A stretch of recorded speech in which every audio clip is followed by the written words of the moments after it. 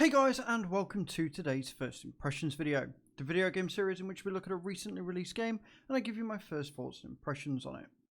Today we're looking at Last Farewell, which is an apocalyptic survival game that came out last month. Now, I've not had a real amount of time to test this game and go through everything because it is incredibly buggy, doesn't like it if you alt-tab out the game, and likes to crash randomly. This game's been out for almost a month now. It came out late April, and I would really expect some patches or for it to be a little bit better.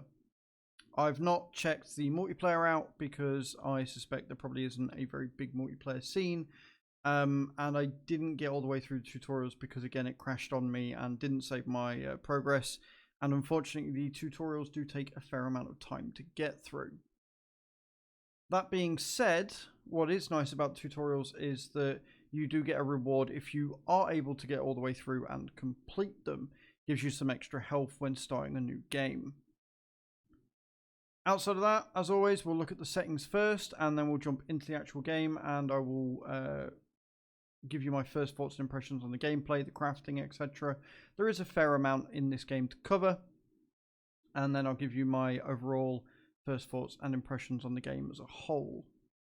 So, let's not waste any more time. Let's jump straight into those options. Alright, the options then. So, it starts you on your general settings. You've got your mouse sensitivity. Honestly, the mouse sensitivity on this isn't that bad. A lot of games that you get that your first person view, the mouse sensitivity tends to be way too high even at basic, but I'm happy to report it's not too bad or nauseating when you are playing this. You've got your head bob and tips if you want those on or off as well. Your field of view can go all the way down to 60 all the way up to 140. That's not too shabby at all. Your video, interestingly enough, it starts you at a really weird resolution. It starts you at like 16 by 8, I think it is. 1280 by 800. Starts you at 800p for some very strange reason. I'm not entirely sure why. Full screen options, VSync on or off, and then your FPS cap, which seems to, like, doesn't really matter if you got VSync on, but it seems to change each time I load into the game. It's either 60, 30, it was even at 90 at one point. I don't quite know what's going on with that either. Graphics quality settings, you can go all the way up to very high. And then you've got your texture, AA, foliage, post-processing, shading and shadow, and visual effects. The graphics in this game aren't amazing, so you're not really going to notice much by changing these, honestly. But it's nice that they're there in case the game hasn't been all that well optimized, which I'm assuming it hasn't by the fact that it doesn't like being alt-tabbed. Your audio, it doesn't start it very high, but then I would say that that's not necessarily a bad thing, but it is very quiet. There's a lot of like ambient sound in the background, and the tutorial, the mayor, wasn't very loud either. There's not a huge amount of voice acting in this game, so it's not really a huge issue. As you can see though, everything is apparently at 100% at base and goes all the way up to 200%. That's an interesting way of doing things. But yeah, it's not terribly loud even at base volume, but it's nice that they haven't maxed it all the way. And then you've got your key bindings as well, which you can change as you see fit. Honestly, the most you're going to be using is your mouse button, F and E. I can't really see using anything outside of that, and obviously shift for running and space for jumping. But it's nice that it's all there, and it's nice that it can be changed to your convenience. So there's your options. Not a bad options menu at all. Let's see if the game lives up to how good the options menu is. Okay, when you start a new game, you have a random procedurally generated map, which is kind of cool. You've got your map size, you can go all the way up to large, and then your day length. Now, day and night is important in this game. If you're left outside of the compound or the city center when night comes around, you will die. It will kill you. So you want to give yourself enough time, but you don't, if you don't want a hugely long game or cycle, you can lower that and give yourself a bit more of a challenge as well. And then you start and it will load up the game and away you go. All right, we're in the game now. You've got your hotbar at the bottom. and it will start you when you start a game with a torch. That's all it gives you. There is crafting in the game, and you can also salvage as well. But first you need to be able to build a crafting table. And interestingly, it doesn't give you anything there that you can use to build the table. It just lets you know it's there, and it tells you what it is that you need in order to be able to build it. Now, one of the frustrating things with this game is the hitboxes on items is very small, and it's very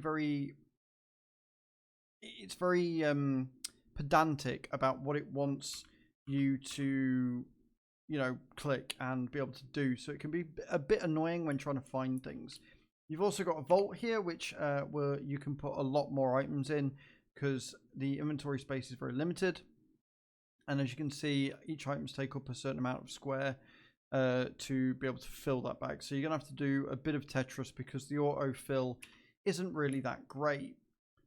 You've also got a campfire, which is where you're going to cook your food and, you know, regenerate your health. And also, if you don't build a campfire, then you will, again, die at night if you don't do that. So it's kind of important.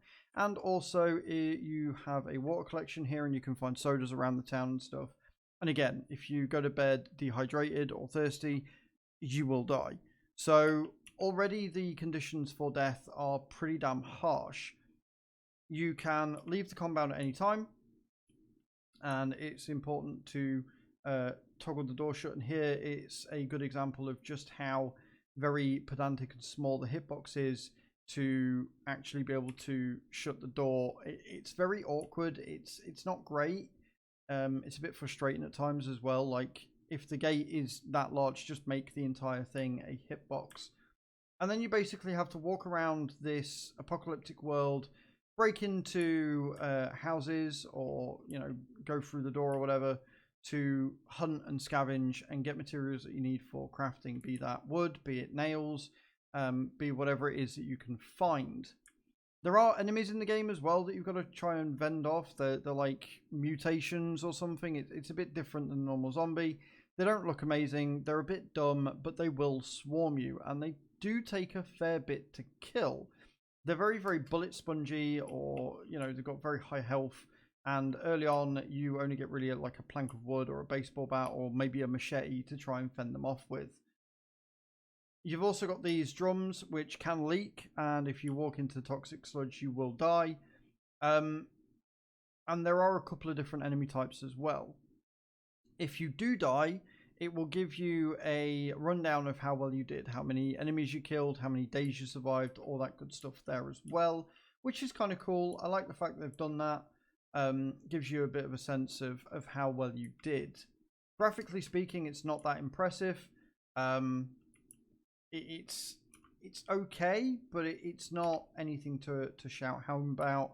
You know, it's not going to win any graphic awards, as it were. But again, it's kind of cool that you can do this. I like survival games in general. They definitely present a challenge. I'm just not entirely sure this sort of ticks all the boxes. It seems to be a little bit awkward.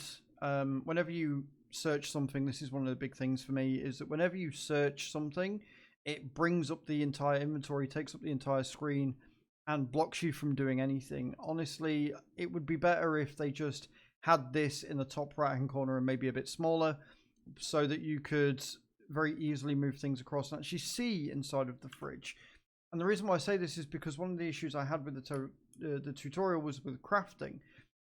It kind of broke on me, and it wouldn't let me move the item I wanted to the right crafting bench, and then it wouldn't let me move it back, and I couldn't get out of the area because I was stuck in this one sort of screen. And again, if they just made things a little bit smaller or a little bit better spaced on the screen, I could have maybe sort of jimmied my way around it.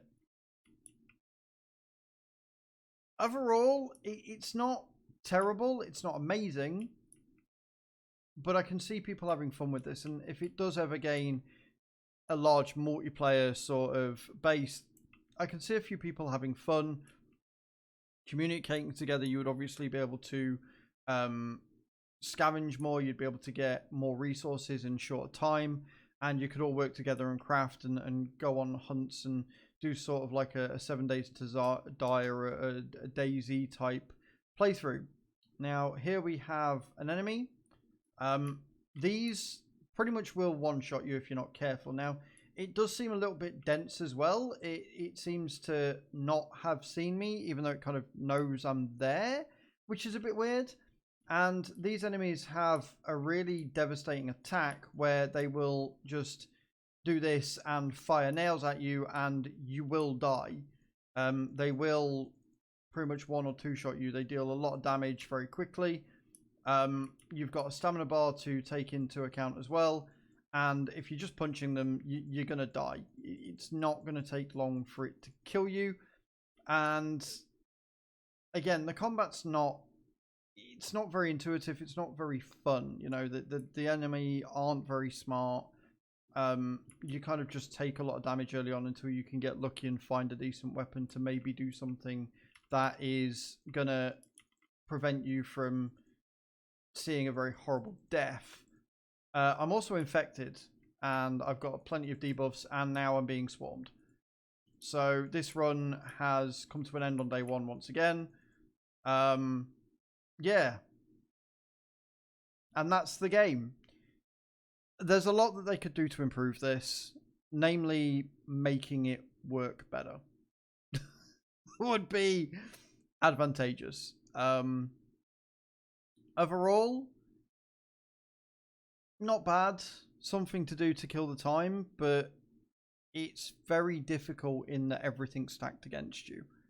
Right? It wants you to die, and it's going to make sure that you have very little to no chance of doing it. And there are no other difficulty modes, so you can't go in with like less enemies or anything, which is a bit of a shame.